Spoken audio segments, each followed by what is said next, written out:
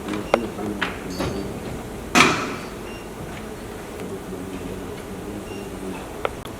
you so much. So my name is Michael Kimati, I'm the developer community Africa and Africa Stocking. Those are two Twitter handles for Africa Stocking and M_K_Global as please feel free to follow. Now, today is an interesting day because we're talking more about developers. And I would like to mention that our mission at Africa Stocking is empowering developers across Africa. And this is not just a mission, but we have key strategic approach to this, like connecting developers to solutions, and this well known as gigs. So if you're a developer and you're here, please make sure that you're connected to gigs. Solving African problems.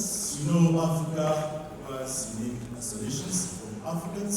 So that's one of the things that we focus on when we engage developers. Building a sustainable Africa developer platform, ensuring engaging all developers across Africa and we develop more as well. Creating and scaling opportunities. So if you're a developer when you're building an Africa Stocking, one of the things that you should look out for is building scalable solutions that are well thought out and treated.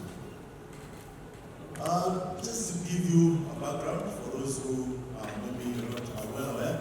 So Africa Stocking was started back in 2010, where we had 0 developers developing on technical APIs. Today, we have over 150,000 plus developers with access to African technical APIs.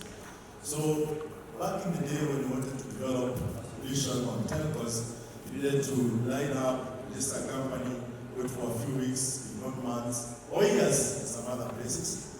And by the time this is approved, the business no longer really makes sense. But today we just need to go to africastocking.com, just check out our APIs, plug in, consider the solution, and just deploy. Now, this will not be possible without our CEO, Group CEO, Sam Ikandi. I think for those who were here yesterday, we met him, and tomorrow we'll also be giving you a keynote around the next steps.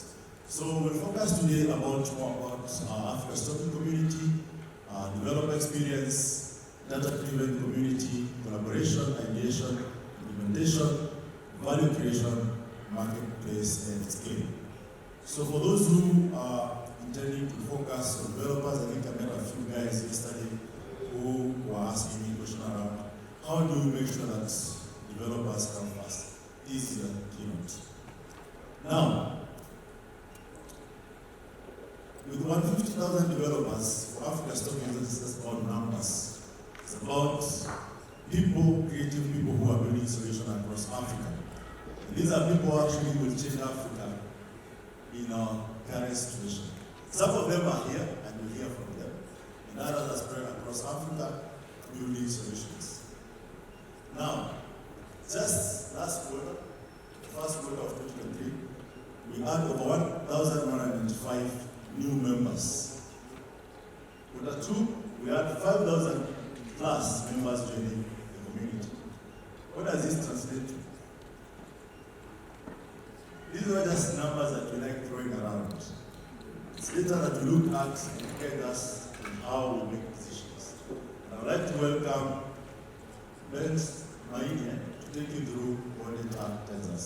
Give it up for Ben Maine.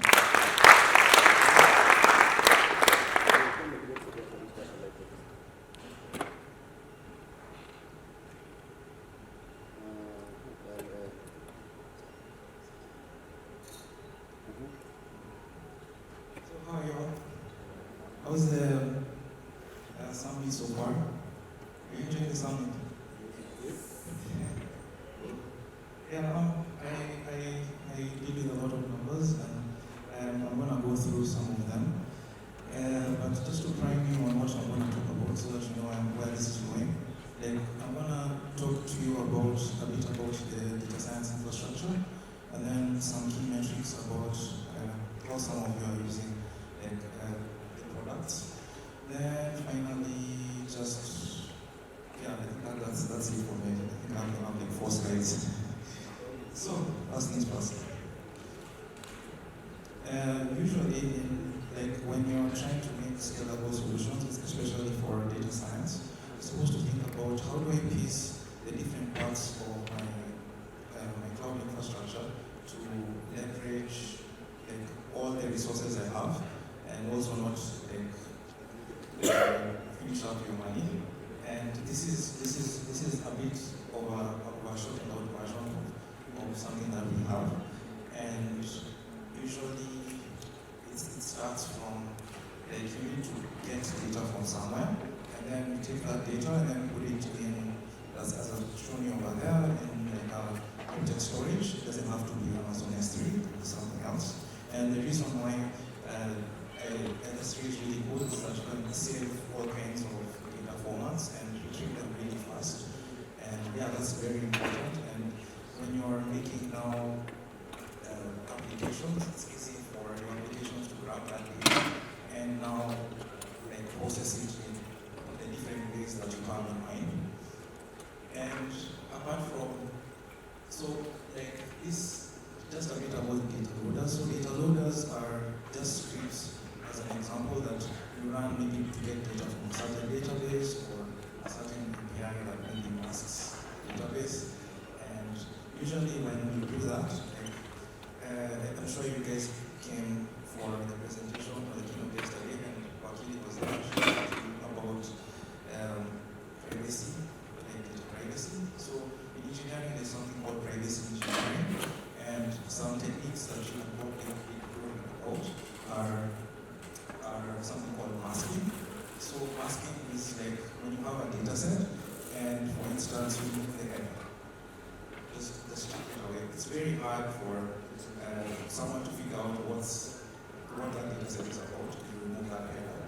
And then another thing you can do is you can use formats that are really optimized for fast retrieval. Things like Apache Parquet, you have that, and other kinds of formats. Because of the way it's been put together, like your loaders don't need to figure out like what each column, like the data type is. Like is it supposed to be string, is it supposed to be float, it's all embedded in there. Okay. Yeah, so that's a bit about the data loaders. And now once your data is in this object storage, you can have like just other applications that are now going to grab that data and then display it to stakeholders, like in form of like all those awesome frameworks that you use from the Streamlit to radio and all those other apps. And yeah, your application will be pretty performant, and I've tested this and it works. And another thing I want you to let you know about components, which I did manage to put there, is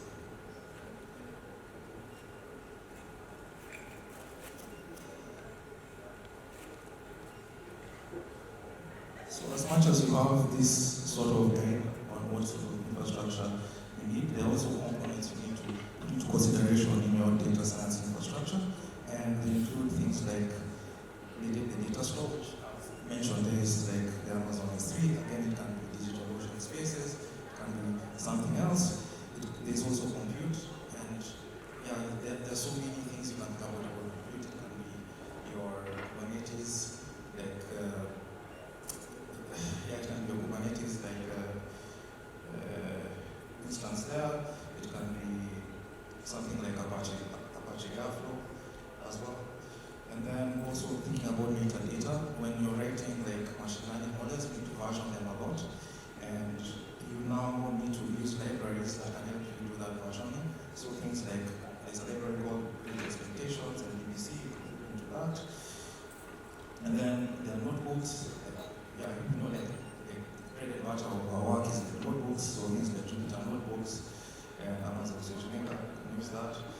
Then there's also scheduling, which can be achieved by Apache Airflow or Kubernetes controls. And then we're also supposed to think about HTML, where you can think about things like Amazon SageMaker, or you can just use that with Kubernetes instance, and hosting as well. So things like Power BI, so it's things like AWS Beanstalk can help, and again Kubernetes has things that can help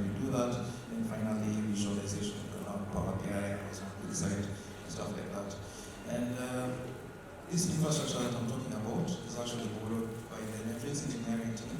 So these guys have done a lot of experiments, and yeah, you can use this as a guide in the kinds of products we're going to make at the moment we decide to make something else. Now let's move into some key metrics about how the products are doing. And as you can see over there, when it comes to SMS and voice, you guys are really interested in that, like devs. And you've seen an 11% increase in that, and also voice calls. And yeah, surprisingly, voice is doing, there's a lot of interest in voice. So yeah, it's high time that voice gets light. And I know you've probably seen some of our events where we have Hackathon, the Mozilla voice. And yeah, there's some interesting applications you can build. You're just leveraging voice as well. And then, unfortunately, as much as the SMS and voice is growing, the USSD is a bit down and airtime, but things change. It's just the cyclical nature of how people use products, and they use it a lot within a certain period of the year, and then it will. Now, apart from that, now if you look at the frequency of usage, we are noticing as much as USSDs are bit down, people are using it more in terms of volumes. People are really calling API to use voice, USSD.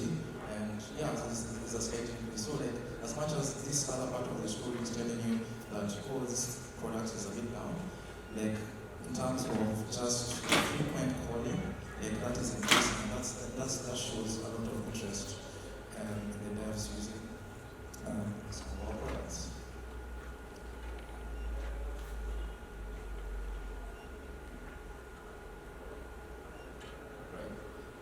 Apart from that, when you look at things like conversion rate, it's improved. Like usually conversion used to take like on average almost a year, but now due to efforts from marketing, streamlining the KYC process as well, and it's just good customer support. Like we're seeing like the conversion rate has gone down. That's a good thing for us. And apart from that, we've also realized that case were really successful. They use a combination of products, and that this is for the devs, the guys, and also us. So even as we're making tutorials, we're supposed to consider making tutorials on using dual products or three, but dual usually works for the rest. And that's all I have for you guys. And now, I think this is what I'm doing stuff. So like now, yeah, I've covered everything, and this just now gives you a more linear, what do you call it, information in a more granular way. And also, there's something I also want to highlight about the privacy engineering techniques. So this is actually a sample I use. So instead of using all the data, you can use a small sample of the data to find metrics like this. And sometimes when you're dealing with like very sensitive information, to be like with gender or genomic information about maybe some of your clients, like sometimes you can change the percentages in such a way, and as long as they are portraying what the real data is saying, you still conveying the same message. So yeah, so if you wanted like some guide about privacy engineering, just remember the two techniques I talked about, masking, and then there's the thing about the one that I've mentioned is just something. The last one is just something. Like just take random samples of the data to calculate specific metrics, and then there's one called anonymity, which is something I can also look into. All right. Now let's move to the next section, which is going to be handled by MK. Thank you so much. You may not be loud like some upcoming speaker, but he speaks data. But ideally, what you see from this for our customers tells you there are more guys building on these products. So if you're looking to integrate, there's engineering ready for you. But also something else interesting for Africa Software for us is developer experience team is that the standard time of conversion around the world right now is around 12 to 18 months, and the worst case scenario is between 12 to 6 months. But when we started some few initiatives around this last 1 year, 18 months, we have been able to reduce this between 6 to 8 months by the time the developer engages the API, to the time they build a solution for a customer, or by the time they're shipping the solution. But this is not possible without tooling. So for us, tooling is very, very important so that we can see how do we engage the developer, how the developer accesses some of our products and tools to the point they're going to our documentation, accessing the API, and scaling this initiative in different regions. Now, we use a tool known as Bevy, which is used across the world by the developer engaging teams. And apparently, they have ranked as top 1% developer community in the world amongst the big giants.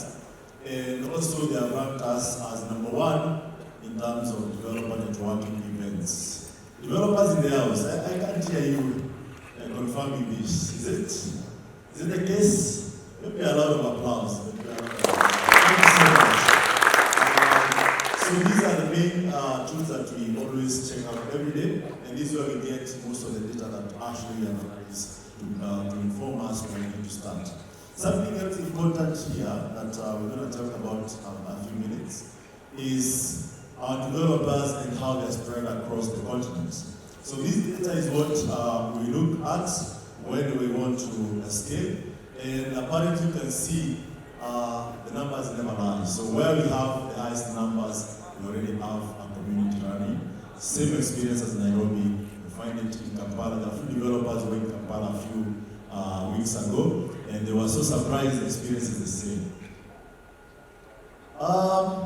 More on empowering developers. So in this case, why developers? Why not customers? Why not, users? Why not any other person besides developers? I would like to invite Graham Muhanga on stage to tell us why developers. Give up for Graham. Thank you very much. Good morning. How are you guys? Yeah, this is what we have been looking forward to this year, starting last year. I have a question.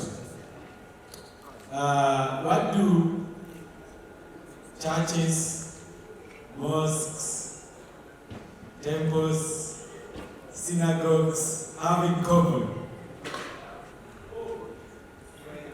Yeah? Followers, very good, very smart. Yes, I see where you're going. Sadaka. Yeah. There's always like a priest or a Kathy, isn't it? There's someone who all these systems of religion have as someone who is there to connect with you and God, right? There's someone there in the middle sometimes, right? This is a secret even God has given you in life. There is always someone in the middle. And maybe you rise to that person. So why devs? Devs are that person in the middle that allows us to connect technical products to the people who need them or who use them. So developers play a crucial role in the adoption and the success of technical products. If you're an API company or you're creating a tech product, you have to go to devs. Just like if you want to pray or you want to offer a sacrifice, try to believe it, you go to the place of prayer, right? So what do these guys help us do? So these guys are you guys, us guys, all of us. Even if you write HTML, CSS, you have begun the process of being a developer. Okay, even if you use ChatGPT, you have begun the process. Developers influence technology decisions. So you guys, we determine which tools people use, right? Why developers? You take risks. Think about it. If you are going to start a startup in the middle of second year, it's a risk. You will miss classes, you take risks. So even with new technology, the most likely people who will take risks on new technology are developers. So early adopters. In the startup curve, there are three sections of the startup curve. Of when you're looking at your customer, right? There is the early adopters, there is the late, the laggards, and the normal guys, right? Guys who come into who buy the iPhone 6 months later. There are guys who buy the iPhone immediately they see it on the screen when it's announced. Early adopters. Another thing that's very important is word of mouth. Talking about what you love. So, the reason why developers are important in the adoption of technology is if you love something. Let me give you an example. How many guys write React? You know the library called Zustand. But Zustand didn't start yesterday, right? How many of you guys have heard of Zustand this year? How many learned of Zustand last year? Zustand is this library that allows you to do Redux without the stress. If you've never had it, you heard it from me, guys. I don't have early adopters. I don't have feedback and improvement. So a lot of tech companies struggle here because we are afraid of being told you are naked. Even after talking, we struggle with that part. When a dev will tell you, no, this thing is not working. But that's the only way you grow. When someone tells you, I loved you. Let me give you an example. We were buying tickets with Wanamwendo at the back. So we went to buy tickets from summit.africastocking.com. Do you know how much it costs you to buy a ticket with your card? $35 for a $25 ticket if you use a card. But if you are using Google Pay, 95 cents. So you pay $25.95. If you are going to use cards, you pay $35 for a $25 ticket. So there's some place they are called feedback. Now, if we don't go back to the person feeding us the product and tell them there's something missing, no one will ever tell them. So that's the role devs play. You will tell someone your thing is broken, and it's up to them to take it in a nice way. Integration and ecosystem growth.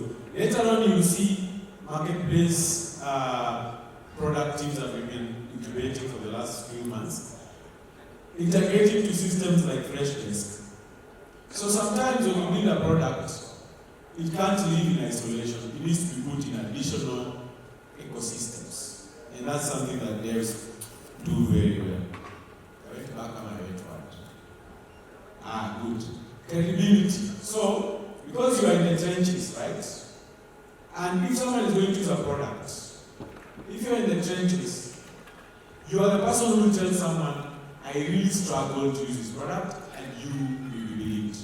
So why developers? Because you have the credibility when working with technical tools.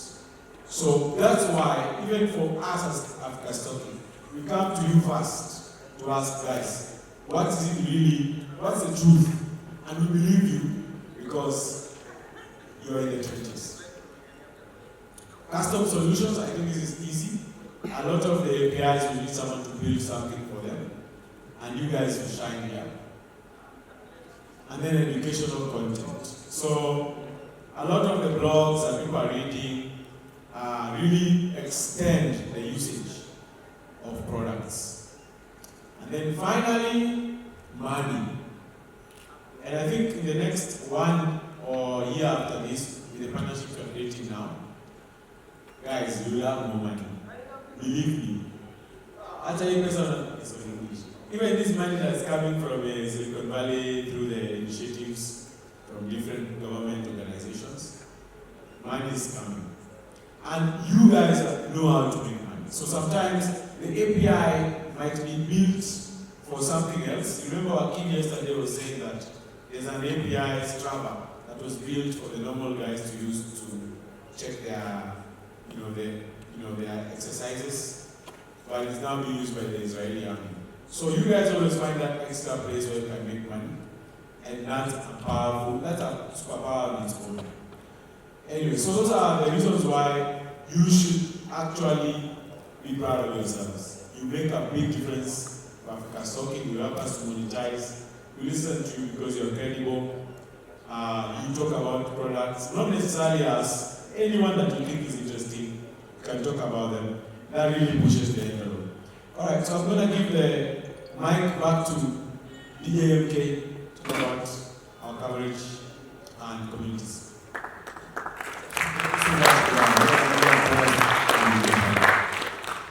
So, when you talk about developers, and this is very interesting, it's the same as talking about innovators or creativity. We believe that developers, innovation, and creativity have one thing in common. They are equally spread across 54 countries in Africa and growing. Because last time I checked, Africa had 52 countries. So it's one interesting continent. But that's not enough. What about Africa and Africa's talking? So, for Africa's talking community, we have established over 8 countries and growing this number every other month.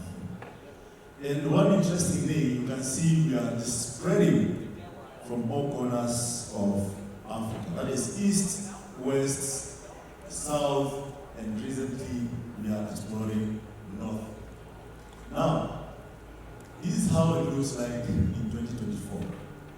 I'm excited to say that I love to see 2024 before 2024. Now, if you know anyone who is interested, or you have a friend who is a developer and is as driven as you, and they want to start a community in this region, please let us know.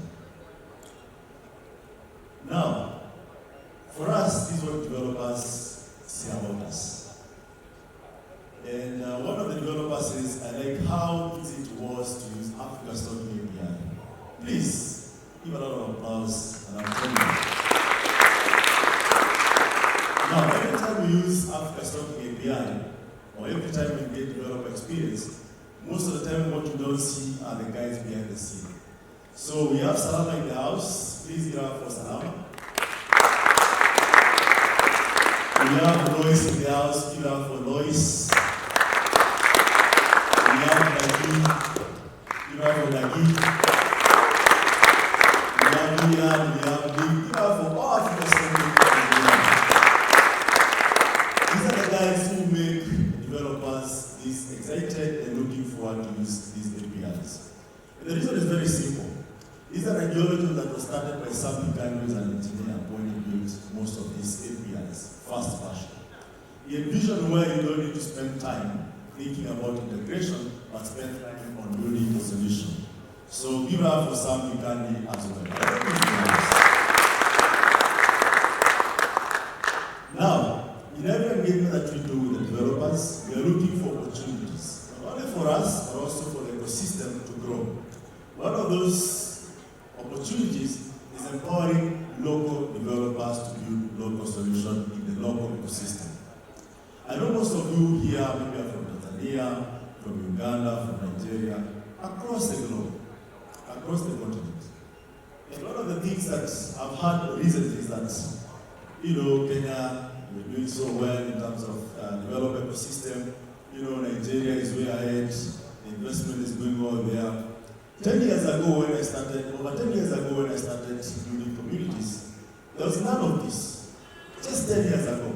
And I can see most of you are young guys who are trying to, to build a solution, to integrate some solution, and also to build some customer solution to, not only to make a living, but also trying to learn. But imagine 10 years from now. If 10 years ago there was none of this happening, then the future is bright.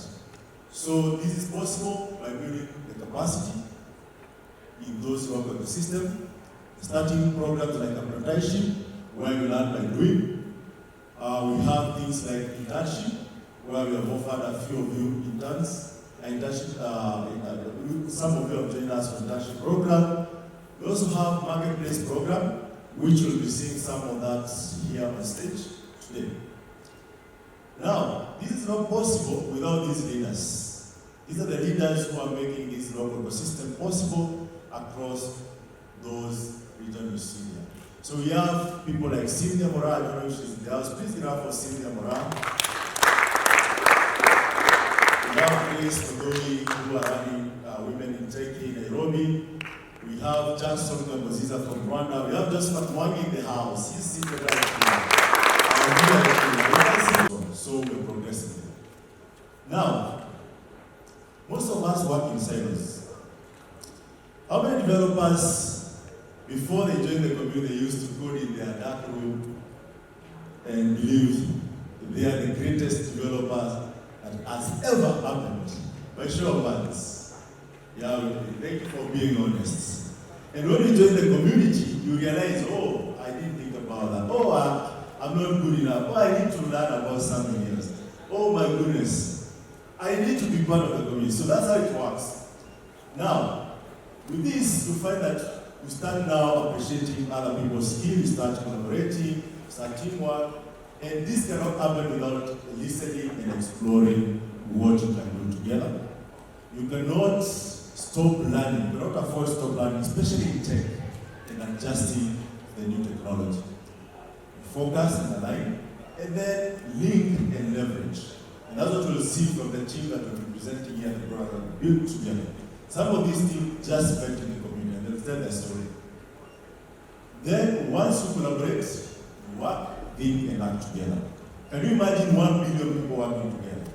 Sometimes I walk in our city here and I find people just hanging around and having stories at Java. That's myself. What if these people are hanging around and doing something nice together? Who would be so progressive? But of course, I can only start with developers. Maybe someone else can start with those guys. So, talking about collaboration, this cannot go without ideation. Because when you meet, you try to know each other, then you engage around that and see what you can do together. And with that, fresh new ideas are born, nurtured, and they result to true innovation. However, we need to be hospitable and intentional about the environment that we do this in. So it's not just about ideas, it's not about innovation, but be intentional about it. And then we'll be able to give back to SMEs and can actually recognize, serve, build, and balance what actually you're trying to build together. And of course, this requires you to implement. They say talk is cheap. And by the way, no one can afford to talk. But without implementation, then you find that it's just a cheap talk. Now, what does that call for? What good are new ideas if they're not put into use? You need to engage the best people to champion their ideas and keep those great ideas moving. And I think before, by the way, fun facts, I never worked for any company before I joined Africa Story. And even when I was joining Africa Story, I had my personal doubt because of the toxicity that I found in this ecosystem when it comes to engineering.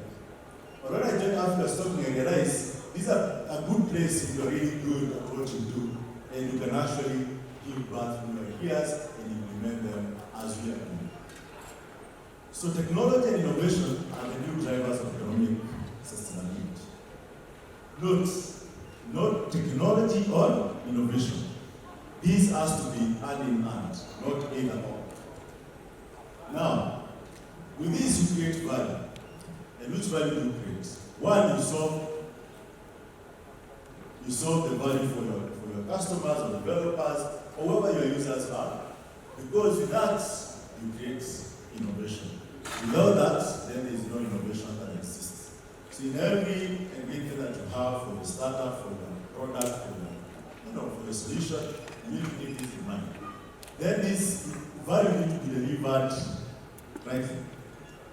And then, of course, if you're lucky enough, you can establish $1 billion company and start meeting our Senate to tell them why you're making billions, why maybe you need to pay more tax, etc., etc. That's a good conversation to have.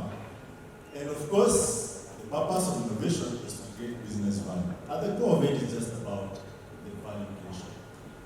But of course, when your business grows, it's about culture versus your business. So that's which takes the precedence. And sometimes it's all about balancing the two because, of course, the people who join later and grow your company, they don't really have the vision maybe at hand. Same way with the developers. So once you have the product ready, you want to take it to the market, and one of the things that you're thinking about is how can I take this to the market? So the people who join, they might just want to sell and make a buck out of it and walk.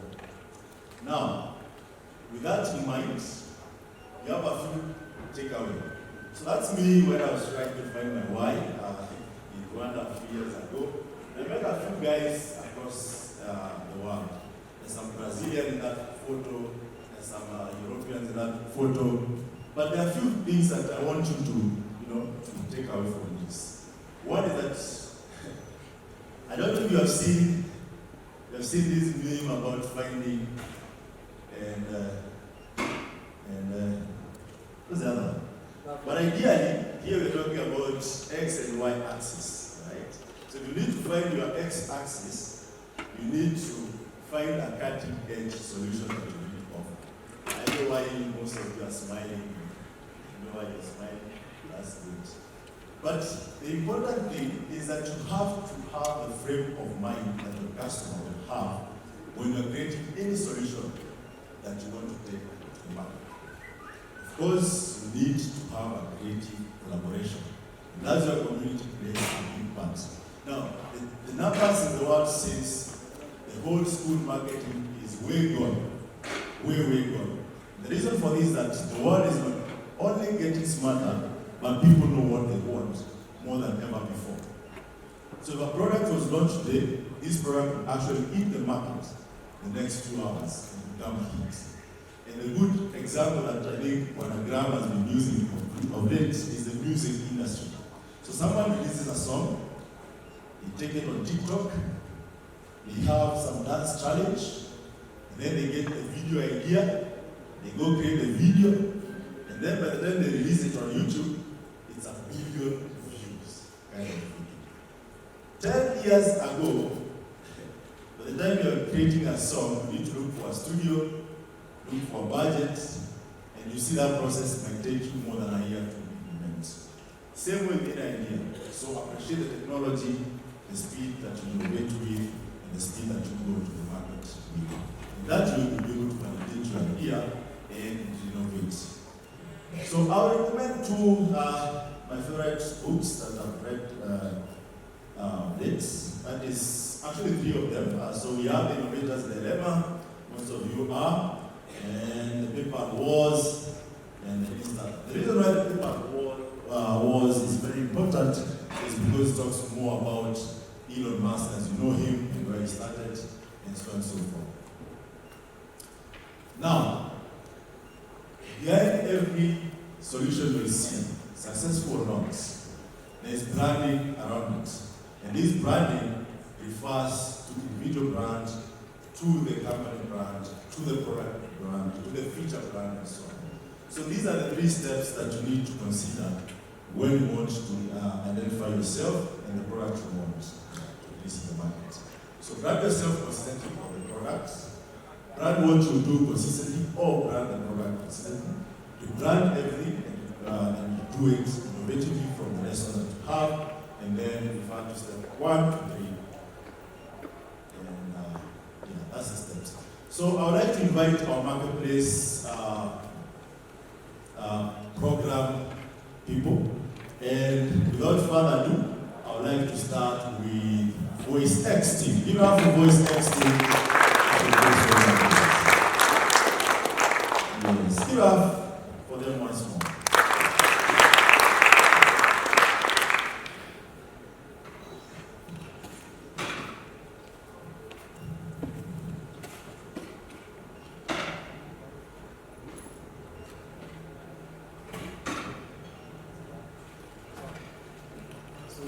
Good day, everyone. Good day, ladies and gentlemen. My name is Abude, and I represent VoiceX. So mine is just a 1-minute, very brief presentation of VoiceX and what we're all about.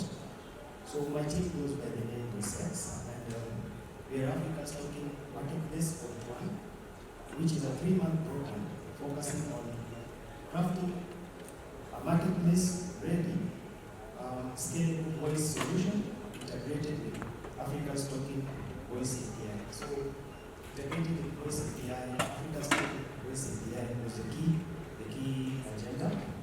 So, the ability to craft this solution was because we stood on the shoulders of a giant who opened up their Voice API platform for us to work with, and that giant is now under Africa's Talking.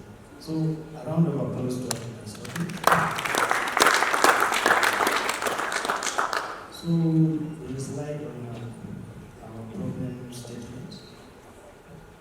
So, our problem statement identifies the problem in the business ecosystem, which is flexibility and scalability challenges that hinder seamless customer engagement. And then we came up with a solution. So our problem statement drove us to come up with a solution, which was crafting a customer engagement solution that offers flexibility and scalability. And a very perfect example of programmable voices, I think all of you have one day or another tried to call Safaricom 100. That is a very practical programmable voice solution. So it takes you through the different steps, like press 1 for this, press 2 for this, press 3 to talk to a customer care agent. So that is what we have built, and we have been hosted by Africa's Talking. So from there, I will now hand over to my colleague, Josephat, to proceed.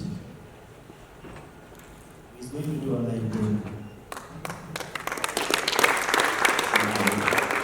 I'm one of the developers for process, the community investor. So I make your demo. This is basically on landing page. So we tell you more about the basically you can log in.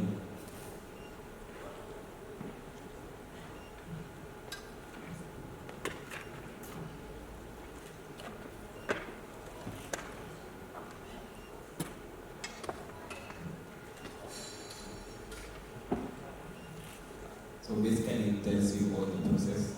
Our steps are easy. You sign up, you create an organization, then you create your own call flow. Your own call flow is like, if you call like now 100, the process that is taking you, we are giving you the liberty to do that without editing the call. So you have the liberty to twist it to your needs. Yeah. So the other thing is just basically log in, create, if you don't have an account with us, create an account with us. Then the sign up process continue. Then if you don't have an organization, you create, or if you have, you just choose an organization there. And then after choosing the organization, you basically choose the app, because each organization has an app, so you can make it like, for example, you have marketing team, you can put for marketing team app like that. So after creating an app, you go to the dashboard of that app, and then from that dashboard, then you will be ready. When it's ready, you basically make a call and then contact. You can be called or make a call to anyone. So I'll show you us making a call. So it's here, you have a dial pad. And from there, then you make a call.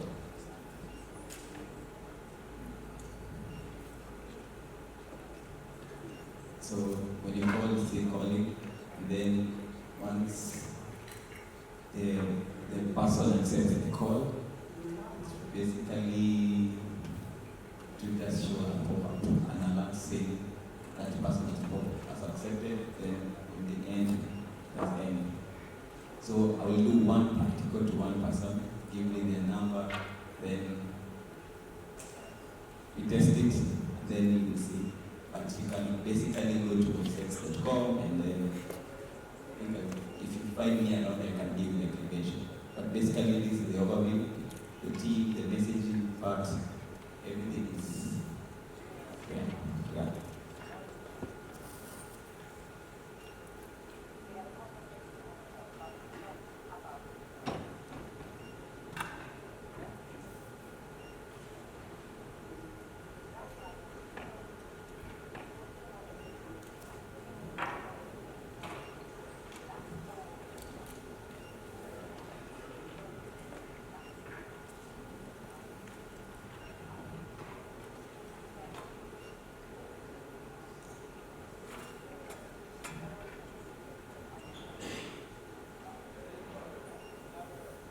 So anyone wants to offer for number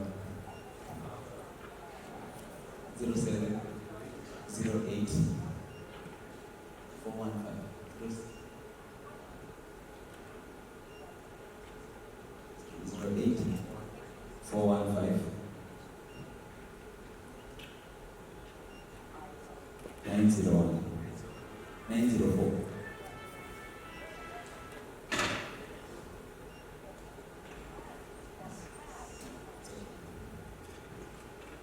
So basically, say calling, and then the sound that you do, I think it's James that you get the sound, and then that's the call. That's all for us. And hand over to Abby to conclude. So, that was just one. I'm going to introduce the team. There is Richard, but Richard is at work today. Then there is Josphat. Josphat is the Scrum Master, and his front end language is React.js. There's Anthony at the back. Anthony, Anthony is DevOps and backend, and he's Gola developer. Then we have Pamela, but she's not around today. So, my closing remarks. Much gratitude to one gentleman by the name Michael Kimathi of Africa's Talking for his support.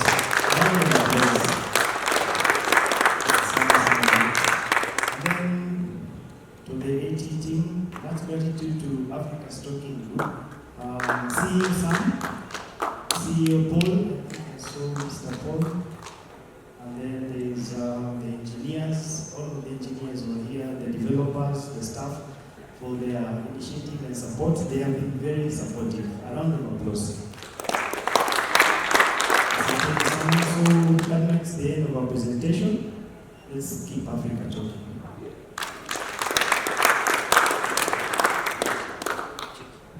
Thank you so much, Team VoiceX.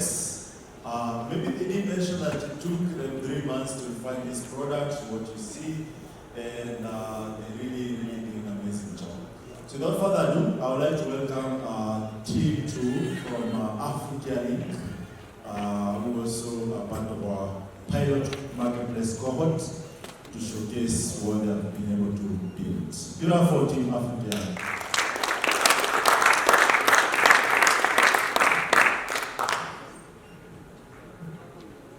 Ladies and gentlemen, esteemed attendees of the Africa's Talking Summit 2023, I would like to introduce to you Africa.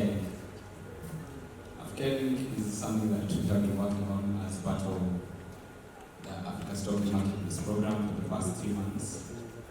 And we believe that it's more than just an idea. It's a product that will make a difference. So I want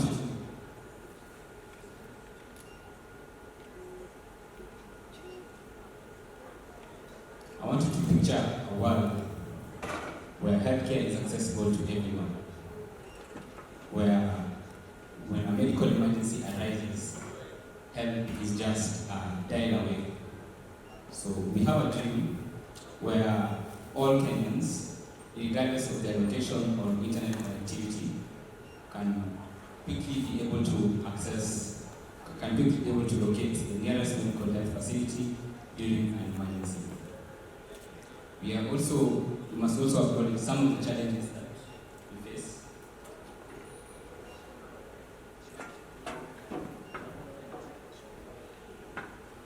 Right. We must also acknowledge some of the challenges that we face.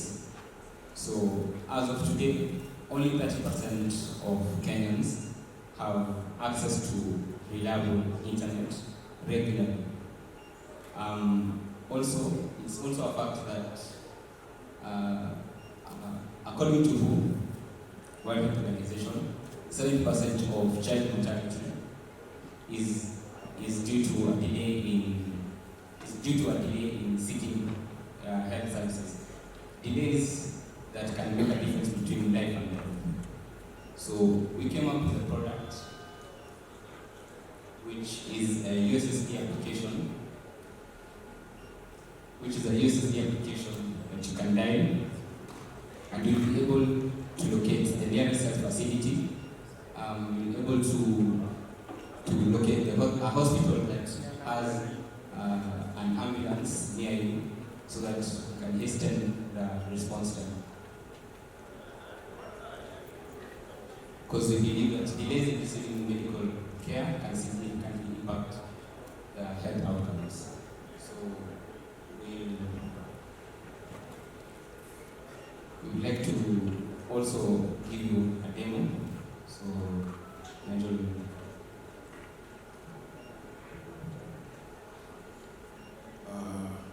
Good evening, afternoon, yes.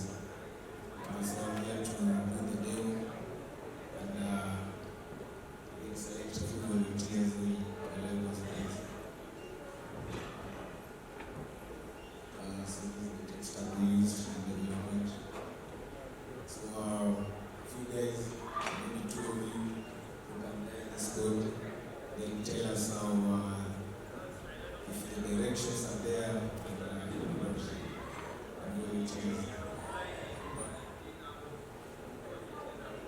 very random password, just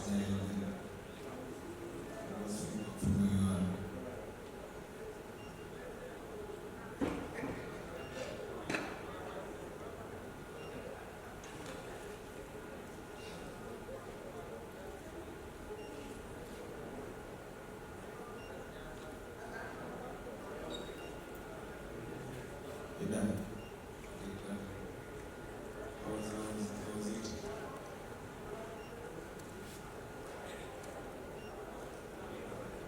Oh, okay.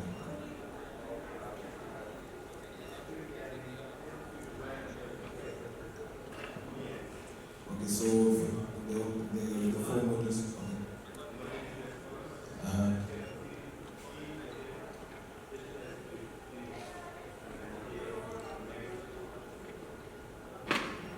Which one are we selecting?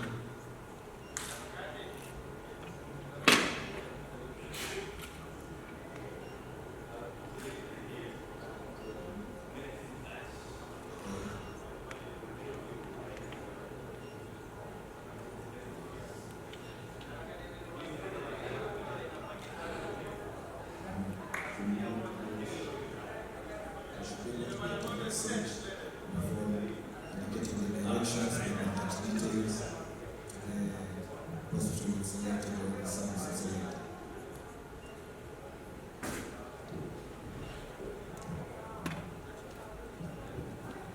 Yeah, I tried the first option, which was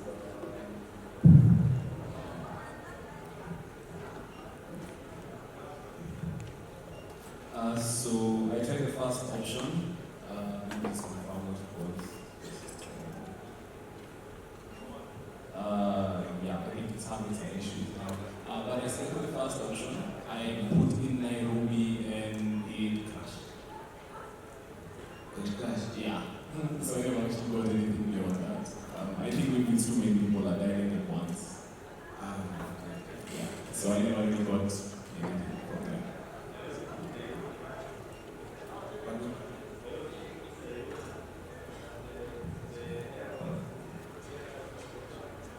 Is that mic coming?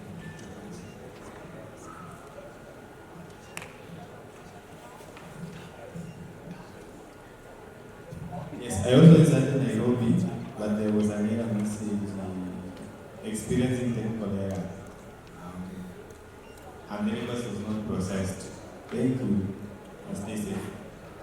Thank you for the feedback, and we hope you try our product and it gets to market and now it's still in the development, and so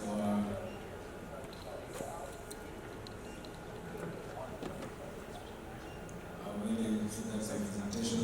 Thank you to the first team and everyone for the support. Thank you so much to Africa. That was a good presentation. So I'd like to invite Stephen Tom, who was also, they haven't joined the marketplace program. These are the smart ones. So they just built a solution and took it direct to the county and is going to talk about it. So give them a round of applause for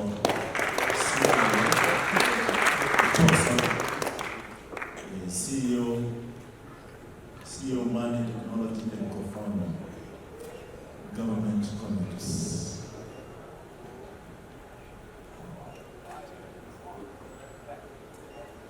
So, good morning, everyone. Good morning. Please don't have to say good morning. Yeah, so my name is Stephen Otok from Mania Technology. I'll start by introducing myself. So, Mania is simply a telecommunication company whereby we offer corporate cards to institutions. So far we have offered corporate cards to institutions like Kenya Prison, Kenya Police, KW, Kenya Wildlife Service, and Kenya Defense Forces. Then today I'll be talking about Government Connect, which I'm one of the co-founders. So Government Connect, why Government Connect? So some months ago when we started during one of the hackathons, voice hackathon, we were able to come up with a solution whereby we were able to see that to access the revenue collection streams. I think most of you have been maybe when let's say Nairobi, while accessing the overall services, mostly you find that most of you always use USSD. If not USSD, you use the web application. But we found that using the two revenue collection theme, I think they were a bit limited. So we came up with a solution where we said, why don't we add more revenue collection stream? That's why we came up with the voice system. So we added more revenue collection streams through partnering with Africa Stocking. So this is what we did. We increased our revenue streams whereby we are going to use the voice using the Africa Stocking API. We're using the 2-way SMS. How many of you have used the 2-way SMS for Africa Stocking? Anyone? I think you guys should try it. Then we also have the WhatsApp bots. They have not implemented it, but we came with ours. Yeah, and yeah, so the voice 2-way SMS and WhatsApp bots. So I think by adding these revenue streams, we are going to have an advanced technology, and also at the same time, we're able to implement a real-time tracking system so as to enable them to avoid, like, I always say this, like a count like Nairobi, you find that in a day loses 5 million shillings. Why? This is because of corruption. At the same time, we find that they don't collect all they deserve. At the same time, people pay taxes. So we're able to come up with a real-time tracking system and also at the same time one government revenue ecosystem all put in one place. So all the revenue collection and everything is all in one place through the Government Connect. So the voice system was our flagship revenue stream. I've talked about it through the Africa Stocking, the 2-way SMS, and the WhatsApp bots. So far, we are in the following countries. We are in Mombasa. I've put Homa Bay was the first county that we implemented the system. And so far, even you can be able to confirm if you go to Homa Bay, I think since they started using the system, it was a prototype, but I think with time we're going to have a fully fledged system. So far, I think we have collected more than 90 million using our system. So with time, I think it's going to be good. That is our first county.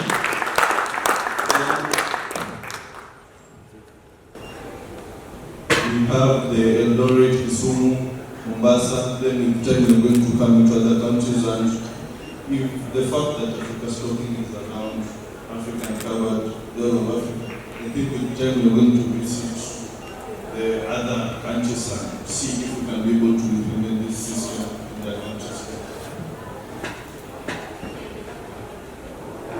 That's all we had, and I really want to thank Africa Stocking. As a matter of fact, for those who don't know, I'm a developer by passion. I'm not a student.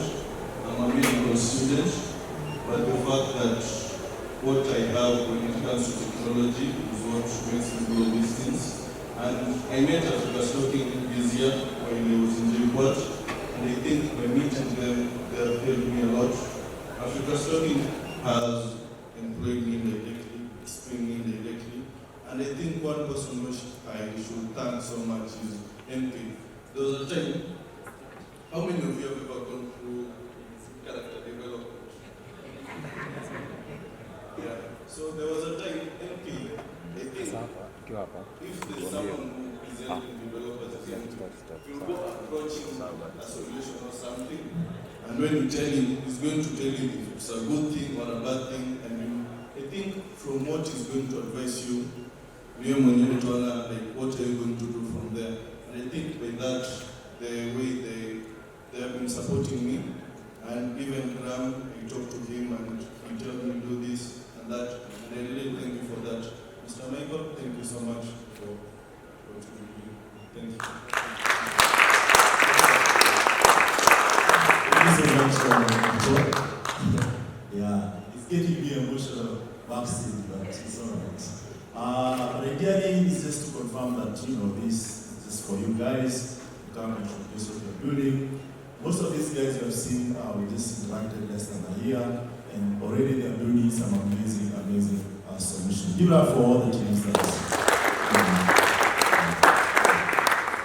yeah, so I would love to leave you with three quotes from wise men. I had after the University of Nairobi, wise men means something different. I learned that a few days ago. But this is when I was starting to DJ, because I'm a professional DJ. That was my machine, and that was my breakfast. Yeah, that was my breakfast. And one thing I realized that you have to start somewhere. Don't judge my breakfast. So you have to start somewhere. And if you have to start somewhere, the most important thing is for you to keep it consistently, regardless of how many failures you have, regardless of how many times you face some challenges. As much as you keep going, those who know me, you know my setup is not that one. That one I actually sold it out. And that took me 2 years to get where I wanted to be. Another favorite quote is that only the losers win. So if you're not ready to lose, it will be very, very difficult for you to win anything in this life. Doesn't matter what you do, but you need to be ready to lose. So, of course, no one has a problem with the first mile of the journey. Even an infant will do fine for a while, but it isn't the start that matters, the finish line. So, whatever you are, whatever you do, and I've seen so many people, especially nowadays, online and offline, when they face a small challenge, they feel like, this is it, I don't want to go on, maybe people are changing now, and just learn PHP now, people React. Please keep at it, it will pay off. Finally, thank you so much for being patient. I know we have this is a bit on time, but thank you so much for being kind to us and always honoring our call whenever you do.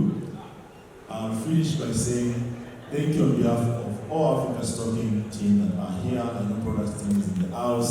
I know you guys, whenever things don't work out, we call you weird hours.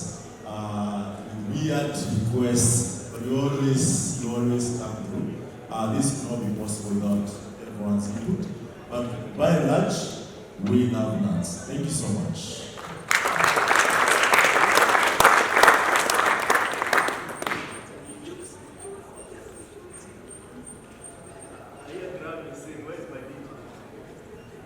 Where is my DJ?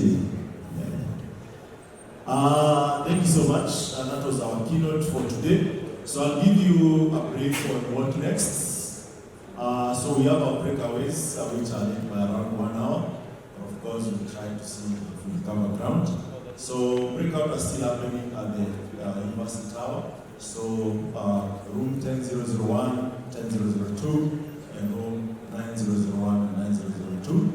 For open source, clouds, AI, machine learning. All the sessions are happening there. For those who want to continue working in the space, please do so. If you need any assistance, we'll be here throughout to ensure that you have everything you need for hack.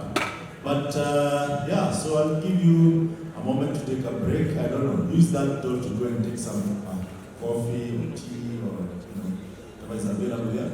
And then you have around 25 minutes, make your way back here or to the breakout session.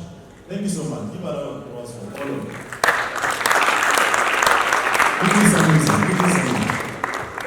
Sorry. I want to say something about the sword that you are wearing. So I'm sure most of you are wondering what's up with the shop. So grab please. Yes, hi everyone. If you're looking for the juiciest, I wish you were out of saying juiciest, nicest, bestest, nicest swag, like that one here again, which I also bought by the way. Leo niko Inua Kenya. Inua Kenya, Denga Kenya. Shop.africastocking.com. I think our engineers there have already added the option for you to pay by M-Pesa. Collect something for your loved ones or for yourself. Thank you so much. You have for Graham. Yeah, all the proceeds from the shop.africastocking.com will go back in scaling initiatives that we have. So like one of our main revenue streams is just to try to say, we're here and believe in developers. Thank you so much. Please feel free to go and get some breakfast or tea at 10 a.m. Tea. Where's my DJ? Give me something. Thank you so much. Give up for our DJ at the back.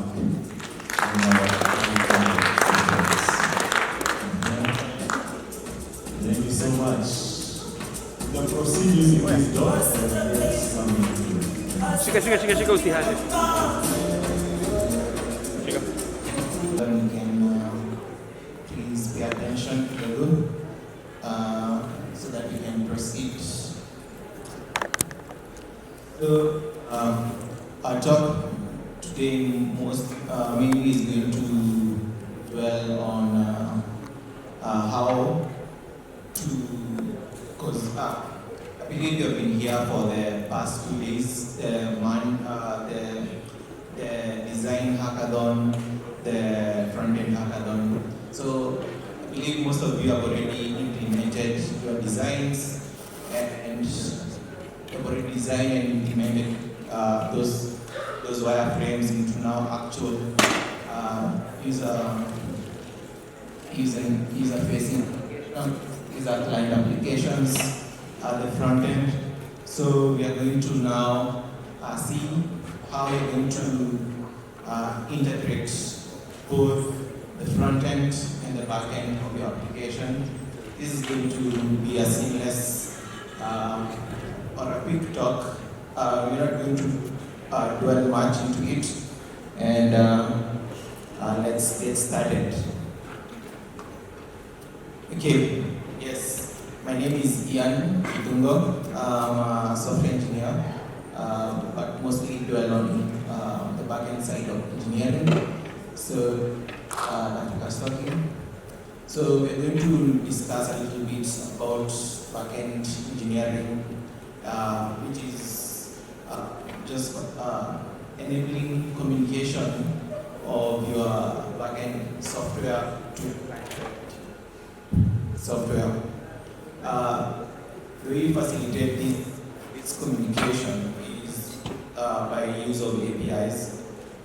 I know most of you have heard these new APIs being talked about each and everywhere. So it's the main definition that people use is basically the application programming interface, but there is more to it. So these are just protocols and methods that help or facilitate communication of your backend logic that communicate with your client-side application by use of data sharing and facilitate that communication. So let me just move over. Yes, so this is the theme of the hackathon, backend engineering. So I believe most of you have, as I've said, have designed your application. The main focus and now you want to add that functionality of your application so as to have a seamless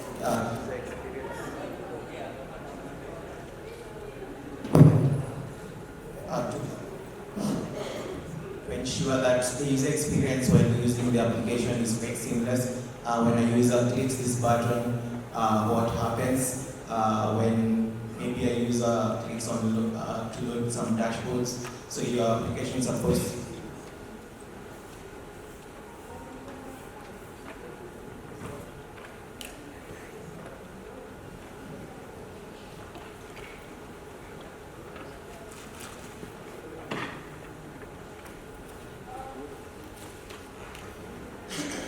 Okay, so when a user clicks a button, what happens? This is maybe a user tries to log in something. Maybe a user wants to visualize some dashboards. So where are you getting that data from? How are you fetching that data? These are some of the things that we are going to discuss a little bit so that we can continue with our hackathon for today.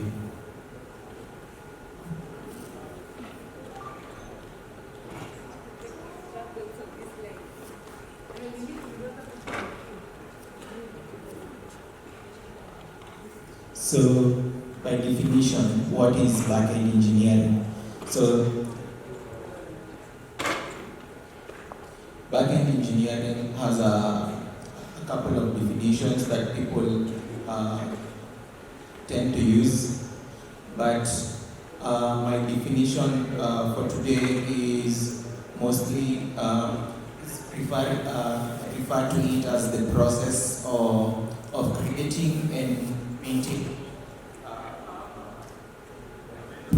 maintaining server-side software or application to ensure that there is seamless or the user experience on the client side is as seamless and helpful as possible.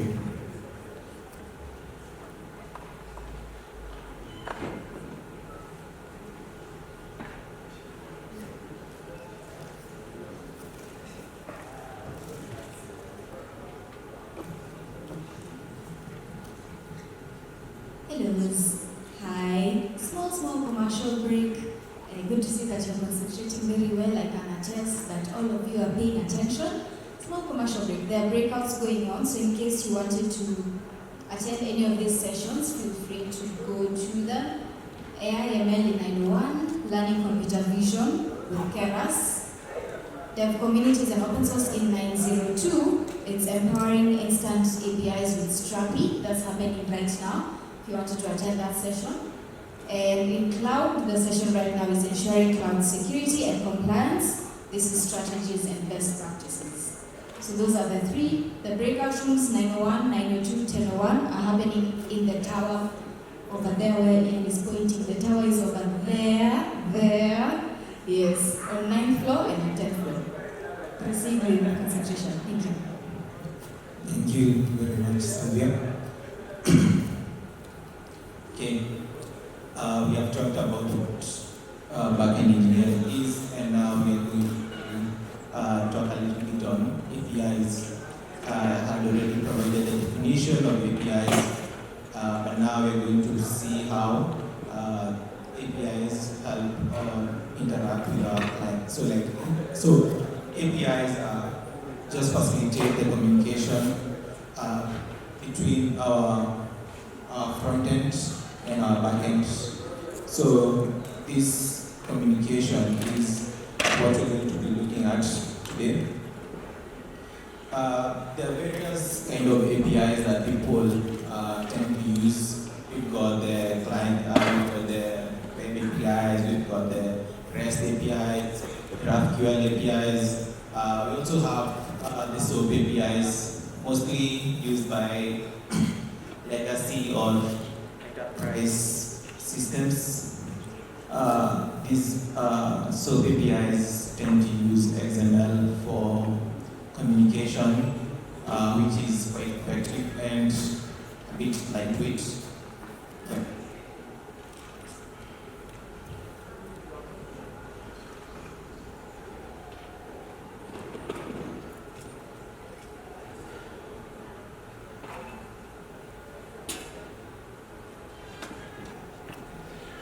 Yes. So this is my definition over here. So these are a set of rules and protocols that allow one software application to communicate with another. This might be your backend application communicating to your front-end application. So they define the methods and data formats. So the methods and data formats, methods could be, for example, put, post, get. These are HTTP methods that are available on REST APIs, and the data formats, these are the exchange formats that you can use. This can be JSON, this can be XML, and for new kind of systems which are using protobuffs to facilitate gRPC communication. These are some of the methods or data formats that you can use to exchange this information. So APIs are essential for enabling different software applications to communicate and work together effectively. So you have built. So now you want your backend logic to communicate with your client-side application. So if a user is trying to log in, so you'll basically capture that user login information and send it to your backend. How are you going to send this information to your backend? This is by use of APIs. So you're mostly going to use the HTTP post method and maybe use the data format that you're probably going to use is the XML format. It's just an example of the methods and data formats that you can use to exchange these various information. So, as I say, the type of APIs are just a list of examples. We have the REST, you have the post, get, put, patch, delete. There are a couple of more methods available. I forgot to list them, but you can look at SOAP, this is XML based, and also GraphQL. This is where you provide unstructured. So you want to query unstructured data and define the response that you want to get. So you don't all the response, you just define what type of response you want to receive back from your GraphQL API and continue.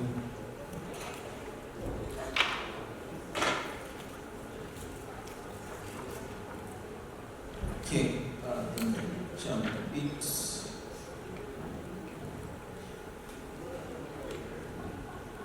Yes. Today's talk was not to be essentially technical. It was mostly going to just facilitate or provide a bit of information regarding how to ensure or how to build and ensure you have built efficient APIs. So the next thing that I'm going to talk about is scale or scalability. I think I've had this word used quite often. People say we are building scalable applications. People say we are going to build systems that scale. What do you mean by building systems that scale in terms or reference to your backend application?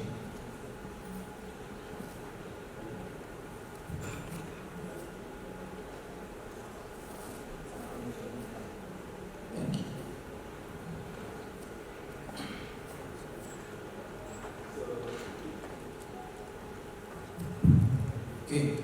When referring to this term scale, it's quite broad or not quite broad. Basically, just refers to building a system that is able to handle increased loads, increased loads, and continue to work efficiently and performantly without degrading the user experience by using the application. I think I had a definition, but I think I've provided it. building a scalable system that is able to handle increased loads without causing performance degradation on your user experience. So how do you build scalable applications? Is the catch. So here is whereby you have to start on the design process. So when designing your backend application, you need to think of how users are going to, how your application is going to handle different types of loads, how users are going to be accessing the application, and how to ensure your application is always up and efficient at all times. To do this, you start on the design process. You have designed your application. You're going to use any type of architecture that you prefer, but from there, after designing your architecture and coming up with your flows on how to build the application, this is where you're going to start. But to make it easier, there has been there has been advances in different domains whereby different users or different people have had or have been building these type of applications for quite a long time. And by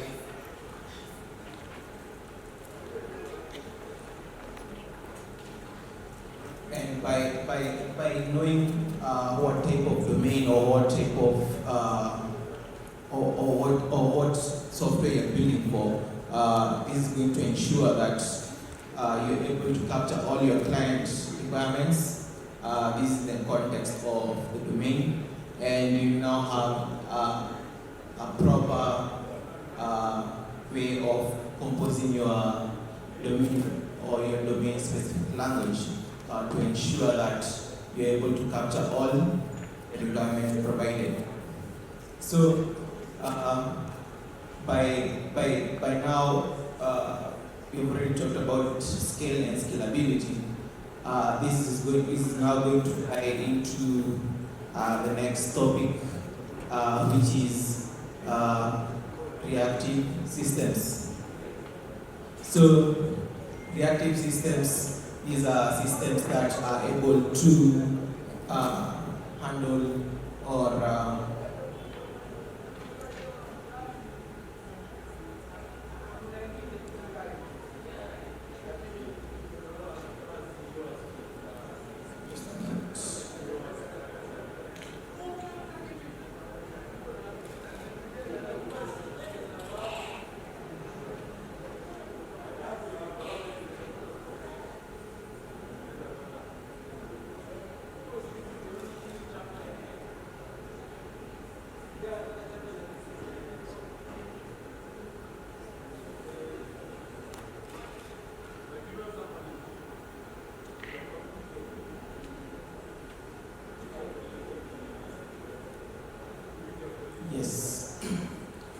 So what are reactive systems? Today, reactive architecture and reactive systems have been adopted by a growing number of enterprises because it's necessary to design applications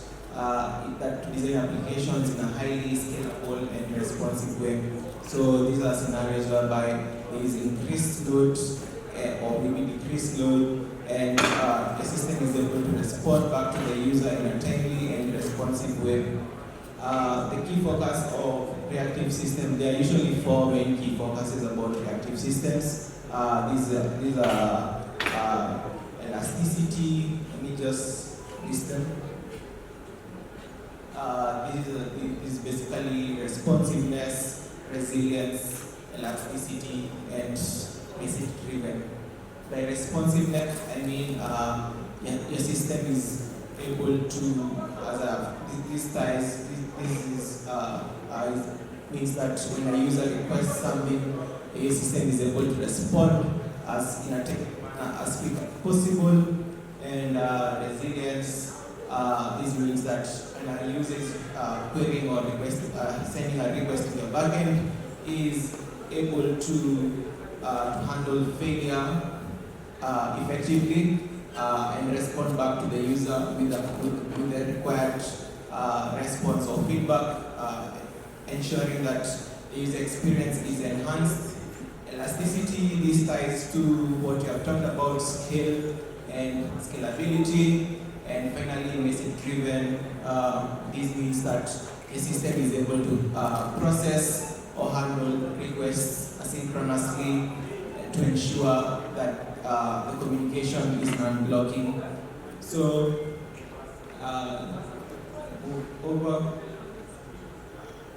Yes. So responsiveness, as I've said, the system is able to respond in a timely manner possible. This means there is reduced latency in requests. When a user sends a request, it's supposed to respond in milliseconds or seconds. You don't want your user to be waiting for minutes or maybe a long time in order to get back the response. This is what I mean by reduced latency. So by reduced latency, there are different approaches to ensure this.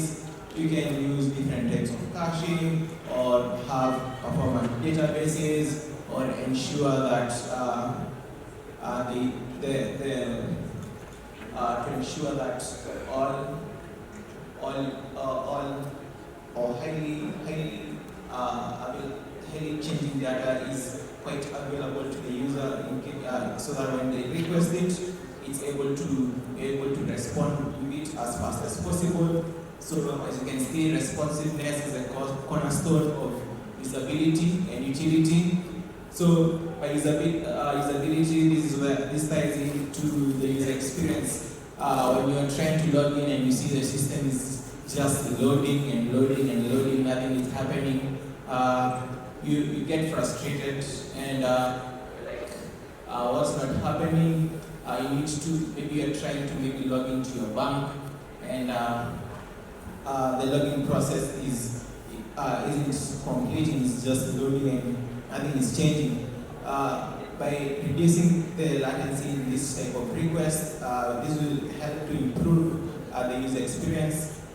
Just click on login, everything happens effectively, and the user experience is going to be enhanced.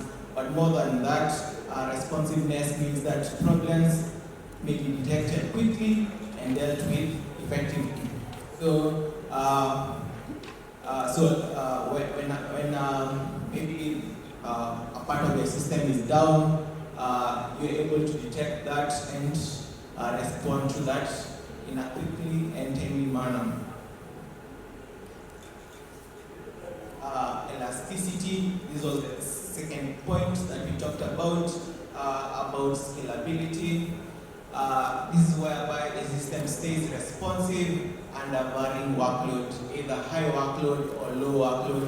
The system is able to behave or handle all these type of loads without failure.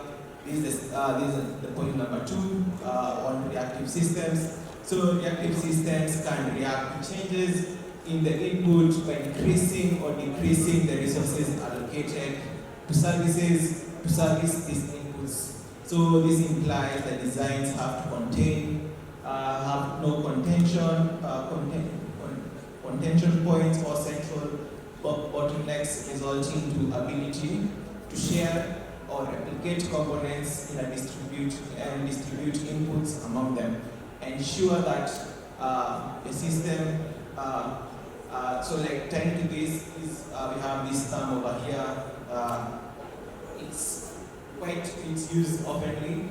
Back pressure is ensuring that in case there is increase, so like you can think of this as a tap or a pipe. When users start using the application and there is that increased load, the flow being piped into the application, you are able to control it. So this is the pressure behind the tap. So like you can turn it on or off depending on the different workloads or the different streams coming in. And point number 3, resilience.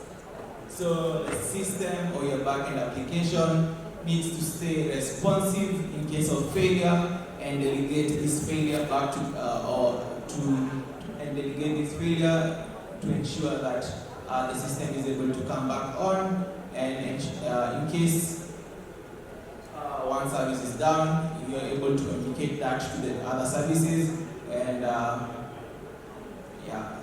so this implies that not only to mission critical systems, any system that is not resilient will not be responsive. So by definition, you are saying a responsive system is a system that is able to respond to a user in a timely manner. So in case you haven't handled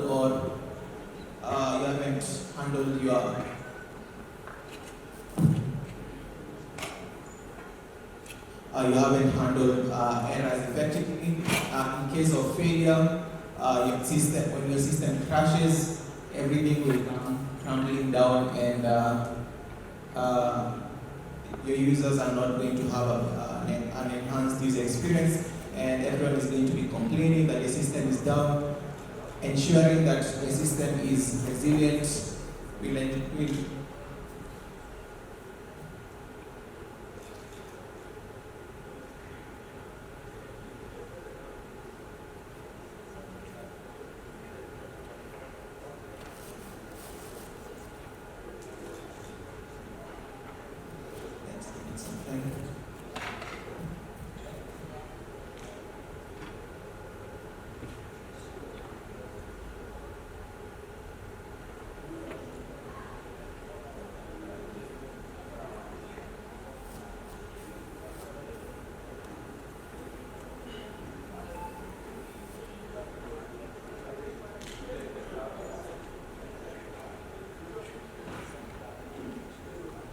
okay.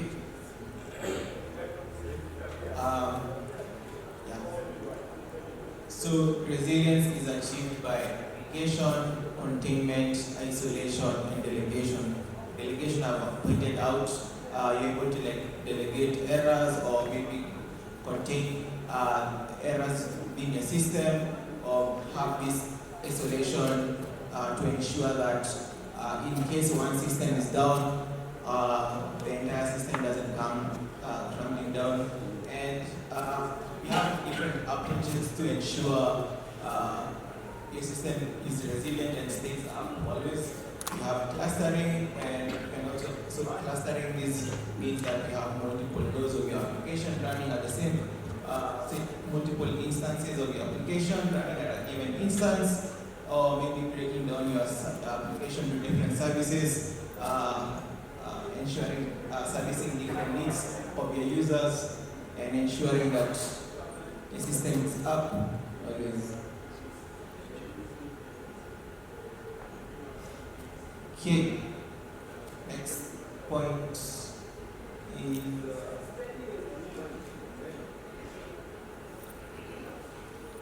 message driven. As I mentioned, these reactive systems rely on message passing to establish a boundary between components and that ensure loose coupling, relation, and location transparency. But let's not dwell much into that. But we need to ensure that your system is able to handle or process requests asynchronously. We have used JavaScript, and you all know about the events, the event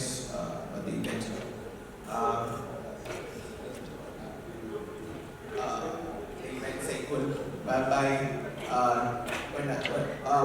we have when we are stuck, every request needs to be processed asynchronously if maybe it's fetching something from the database, or maybe querying a different API to get or retrieve some information. need to ensure that all this is done asynchronously. So asynchronous or non-blocking programming is an important part of the development landscape when creating these server-side or your backend applications. It is important to provide an experience that is not only fluid from the user perspective, but also scalable when needed.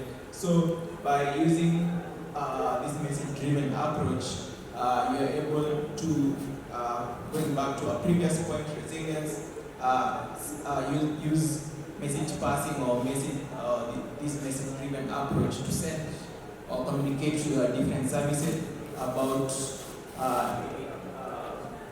requests or maybe help delegate failure or errors.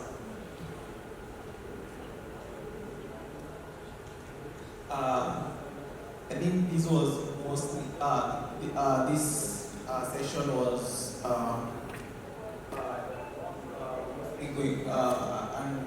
an overview on how to ensure that you create or come up with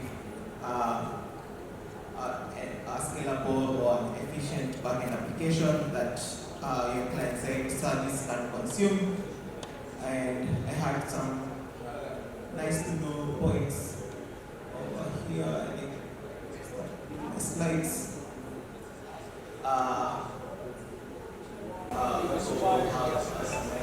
We also have a team collaboration, but this is essential to backend development by the students while collaborating with other team members. We have web protocols over here. We have WebSocket, we have HTTP, we have WebSocket, we have TLS. These are some of the protocols that your backend application is going to communicate to with your client-side application via HTTP or via WebSocket. Maybe if you a chat application, or maybe you want to stream real-time data to your dashboards. You can effectively use WebSockets to do that. And as I say, we had different web APIs, we had REST, we had SOAP, gRPC, GraphQL, and like server-side rendered application. And there is the difference between that and also the difference of whereby you are fetching this information and rendering it directly on your client-side application. There have been kind of studies whereby the latency that is usually there when fetching this information direct when using the server-side rendered type of structure or when using the client-side type of rendering type of structure. The latency when using or the load time or when using the server-side rendered type of content is usually low as compared to, because on the client side, this information needs to be fetched and populated so as to get that visualization.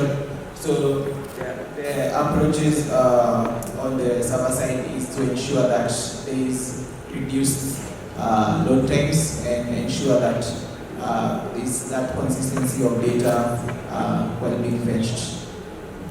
It's basically based on the project you're trying to solve. So it's basically it's basically dependent on your problem and the thing you're trying to solve. It's inherently dependent on the type of problem you want to solve. So it depends on that type of problem that you're trying to solve. So yeah. Thank you. Any other question?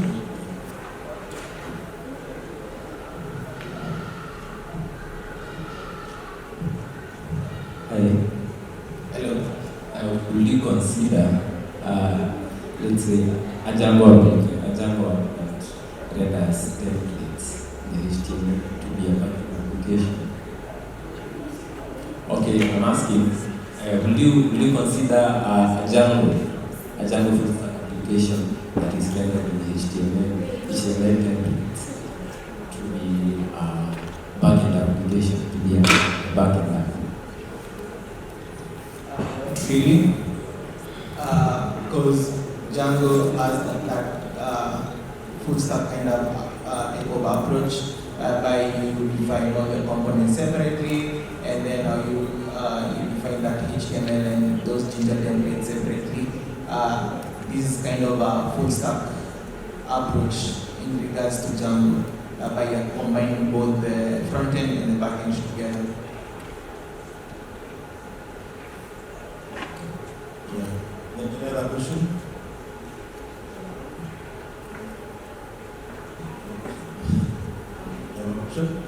Thank you so much, Yura, for being here. Thank you so much, Yura. And may the hack continue.